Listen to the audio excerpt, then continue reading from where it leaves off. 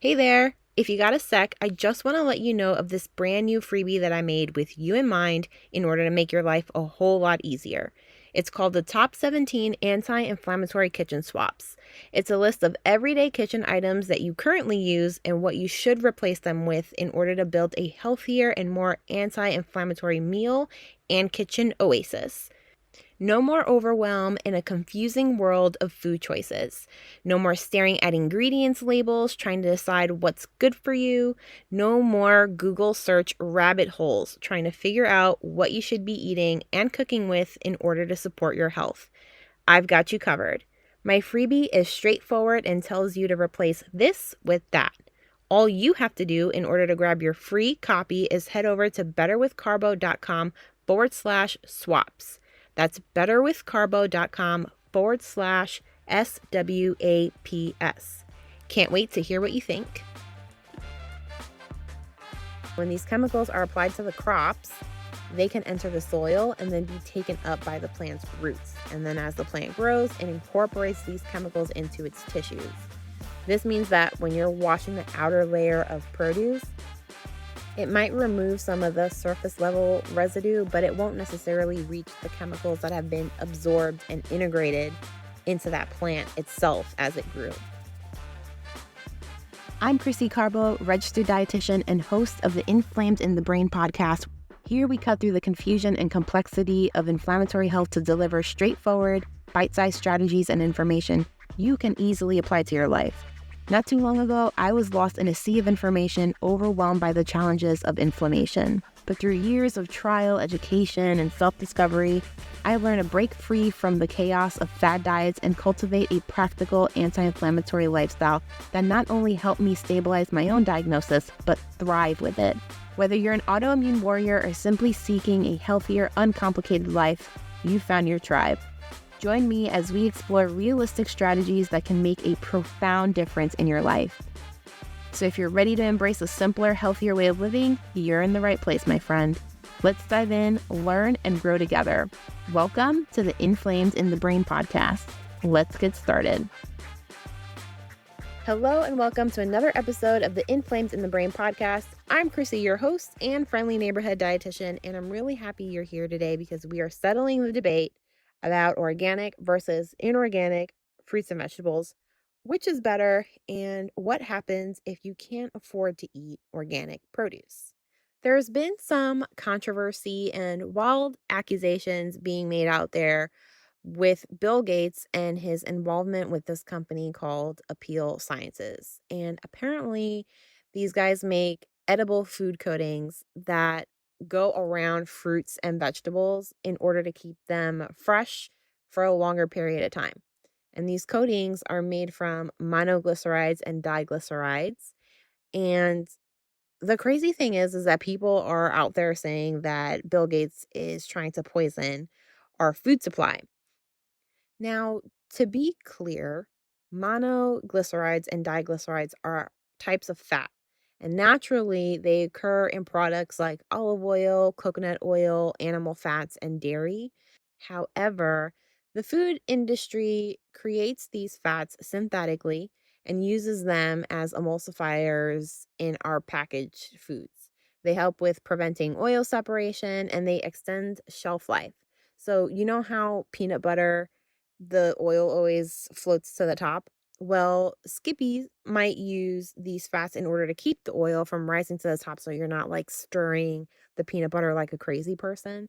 Same thing with salad dressings. So these fats could be added to these salad dressings in order to maintain a smooth consistency and keep the oil and vinegar from separating.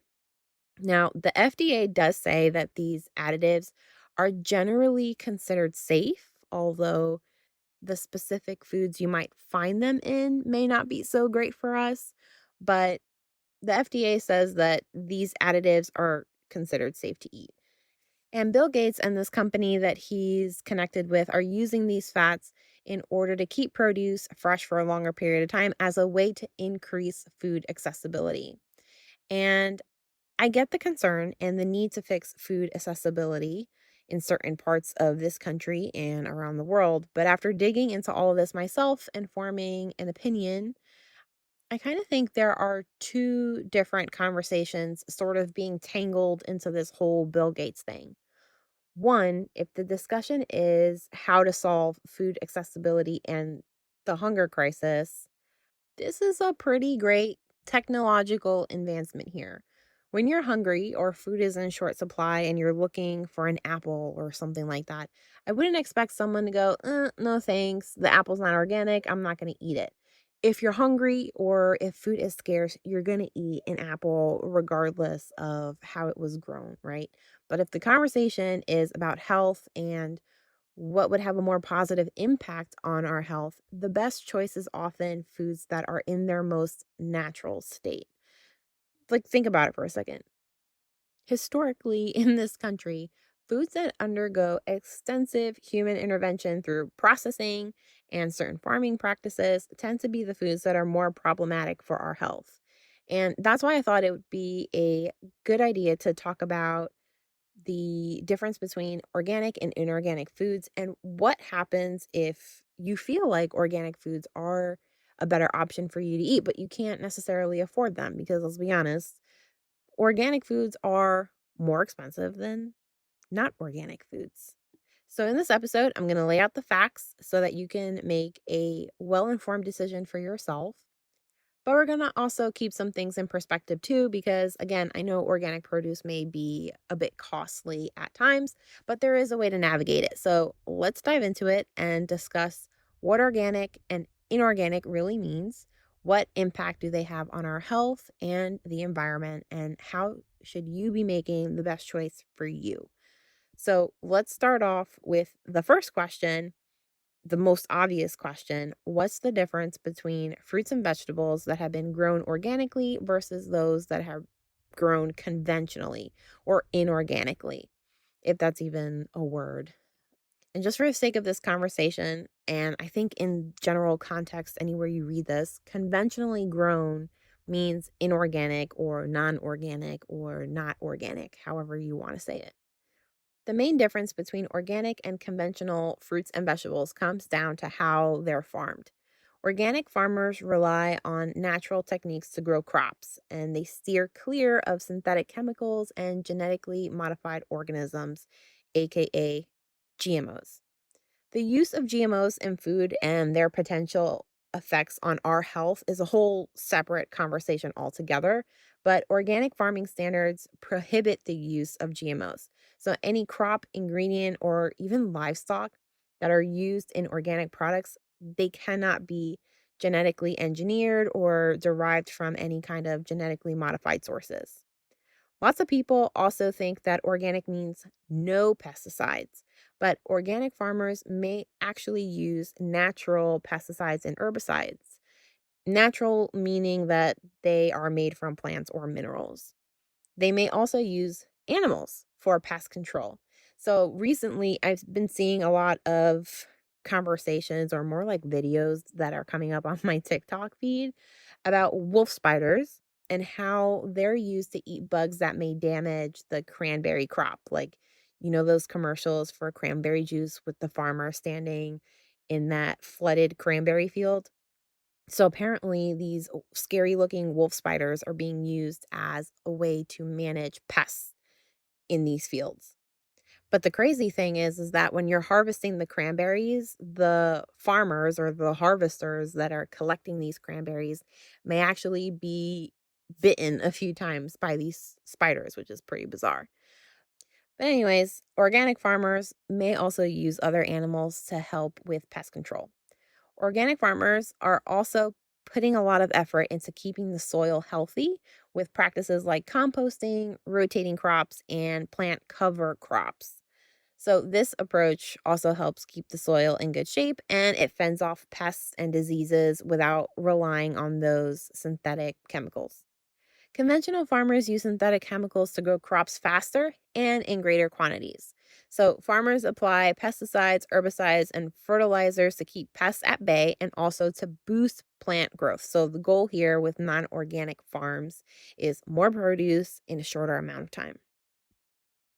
The next question is then okay, so those are the differences between organic and conventionally raised produce, but which is healthier for you if there even is a nutritional difference. So, nutritionally, like the food itself, I don't think that there is a nutritional difference, but there's a lot of concern about the potential risk of eating foods that have been grown with pesticides, herbicides, and fungicides and how they affect our health.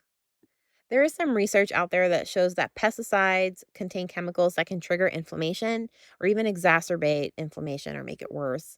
And this causes a domino effect of health issues. So, with herbicides, these are designed to kill weeds. And herbicides often contain a chemical called glyphosate. Glyphosate is a widely used herbicide, and it's commonly known as the active ingredient in Roundup. And Roundup is a product that's made by Monsanto. And you can find Roundup at your local grocery store or Home Depot or Lowe's. And there's a ton of controversy around glyphosate and concerns for health risks, including claims that glyphosate actually causes cancer. I actually remember all of this stuff being in the news back when I was in school studying nutrition. But in 2015, the World Health Organization's International Agency for Research on Cancer, that's a mouthful, said that glyphosate is probably carcinogenic, which sent everyone in this insane uproar. And there were like a whole bunch of lawsuits against Monsanto. But regulatory agencies in the United States, including the U.S. Environmental Protection Agency, considered glyphosate safe when it's used as directed. I actually think there's a documentary about this on Netflix, or at least there was one on Netflix. But needless to say, there's still a lot of ongoing questions and debates and mixed scientific findings, which, in my opinion, I think there's a lot of cherry picking data involved here when it comes to this whole glyphosate issue. But a lot of this debate and fighting on whether glyphosate is safe or not is still very much alive. And if you ask me for my opinion, if there's a question of safety, might as well not use it, right? So, like, if it's even a question, or if there's even a trend where we're seeing that Roundup or people who have used Roundup, like employees in these big farming companies, now have cancer because of using Roundup. If it's that kind of a question, then we should just stop using it altogether. But more specifically, there are studies out there that say that glyphosate may disrupt your gut microbiome. And we need a healthy gut microbiome for digestion and immune function. And when that's disrupted, it can lead to inflammation and chronic inflammatory diseases and autoimmunity. Fungicides, which are used to prevent fungal infection on crops, they also contain heavy metals and other toxic compounds that can build up in your body over time. And these accumulations often lead to chronic health problems, including inflammation and even certain types of cancer. Even after washing your produce, there are traces of pesticides, herbicides, and fungicides that can still be present. And over time, these residues can accumulate in the body, again, leading to more inflammation and other health issues. And this kind of leads us into the next question, which is okay, does washing your produce get rid of pesticides? Everyone usually washes their fruits and vegetables before they eat them, which is generally a good best practice. But when it comes to removing pesticide residue, it's a bit more complicated. Washing your fruits and vegetables alone doesn't always eliminate all pesticide residues from conventionally raised crops. For the most part, pesticides, herbicides, and fungicides are designed to be absorbed by the plant or stick around the outer layers of the plant in order to protect it from pests and diseases. And when these chemicals are applied to the crops, they can enter the soil and then be taken up by the plant's roots. And then as the plant grows, it incorporates these chemicals into its tissues. This means that when you're washing the outer layer of produce, it might remove some of the surface level residue, but it won't necessarily reach the chemicals that have been absorbed and integrated into that plant itself as it grew. Some pesticides even are designed to be systemic, meaning that they travel throughout the plant's entire system from roots, leaves, and fruit. These systemic pesticides are particularly challenging to get rid of while you're washing because, like I said, they're kind of just like built within the plant. Like when you put milk in coffee, you can't take the milk out once you've added it in. It's pretty much integrated into the whole thing. One thing that you might be able to consider, though, is cooking your produce. So, one study from 2002 showed that pesticide residue was reduced in foods when it's been heated, aka when you're cooking it. But it varies between the food and the cooking method. They actually tested this theory with Chinese kale and long yard string beans, and residues after these foods were boiled, blanched, or stir fried. And these cooking methods did reduce chemical residuals, but again, it varied by the food and the actual cooking method. So, the most effective at reducing pesticide residuals in Chinese kale was blanching. And when the Chinese kale was blanched, the residuals were decreased by 36 to 100%, which is pretty wide range. And for the yard long green beans, boiling was the most effective at reducing pesticide residuals by 38 to 100%. So, something to consider. And finally, is organic food better for the environment? Short answer, yes. The synthetic chemicals that conventional farmers use contaminate soil and water. And what happens when these pesticides and fertilizers are used is that they run off into lakes and rivers, and it'll harm the fish that live in those lakes and rivers, and then other wildlife that drink from the water and maybe eat the fish. So it's like this domino effect of how these synthetic chemicals can affect biodiversity. These chemicals also can degrade soil over time, which reduces the soil's fertility, but also, again, you're harming the biodiversity.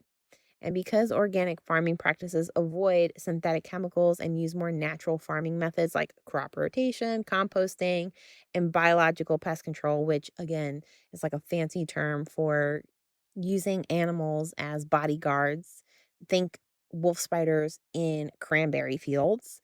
These kind of methods are more natural and they help keep the soil healthy without introducing harmful chemicals, and it supports a wider variety of plants and animals, and it creates a more balanced ecosystem.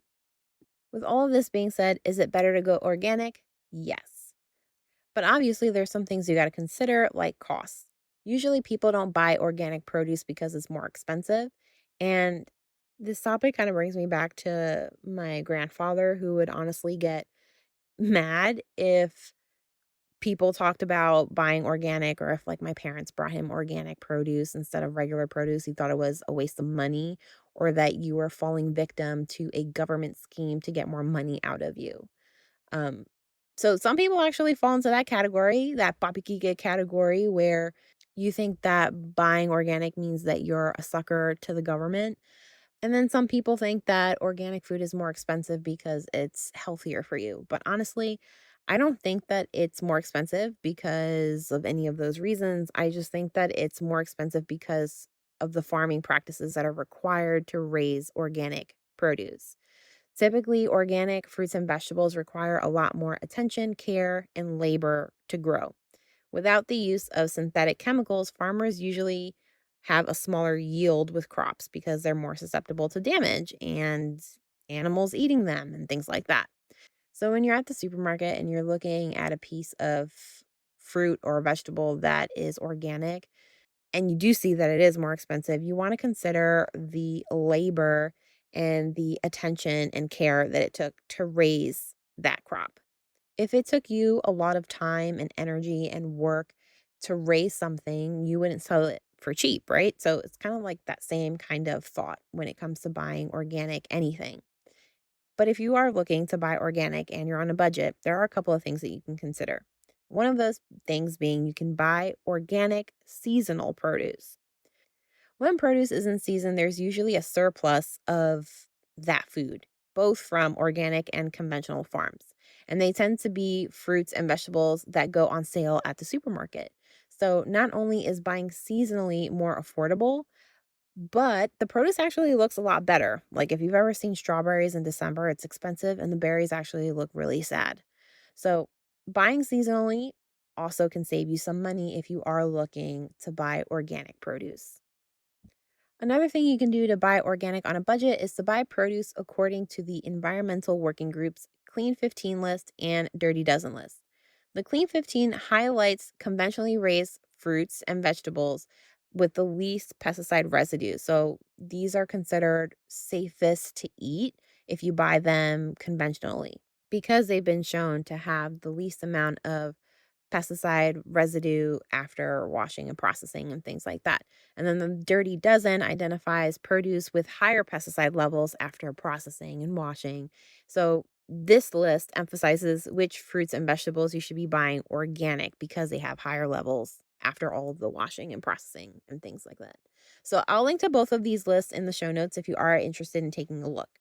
And since we talked about how cooking food may decrease the amount of pesticide residue, one thing that you could do is buy produce that you're going to eat raw, organic, and then whatever else you're going to eat, like cooking, like broccoli, zucchini, whatever, you can buy that conventionally raised, considering again that applying heat and cooking the produce might actually remove some of those residual pesticides.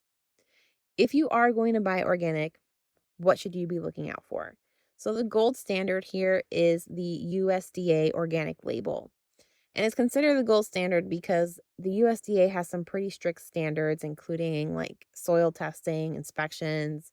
And if you are buying stuff with the USDA organic label, you can be sure that these things are grown without synthetic pesticides, herbicides, or GMOs, and that it follows environmentally sustainable practices. At the end of the day, though, even though organic fruits and vegetables are preferable for your health and the environment, if they aren't within the budget, if your budget doesn't allow it right now, that isn't a reason to not eat fruits and vegetables. Conventionally raised fruits and vegetables are still packed with essential vitamins, minerals, and antioxidants that support your health and reduce inflammation. Plus, they play a key role in your body's natural detox systems, which will help you flush out everyday toxins that you might not be able to avoid. So, even though the purpose of this episode is highlighting why organic is a better option for your health, at the end of the day, eat the damn apple, you're still going to get the same kind of nutritional health benefits. If you found this episode valuable, please comment, leave a review, and share with someone who might also find this valuable. Let me know what you thought of the episode. You can send me a message on Instagram. I'm at Better with Carbo. And don't forget to subscribe so that you aren't missing out on any of our anti-inflammatory goodness conversations. I'll catch you next time, same place.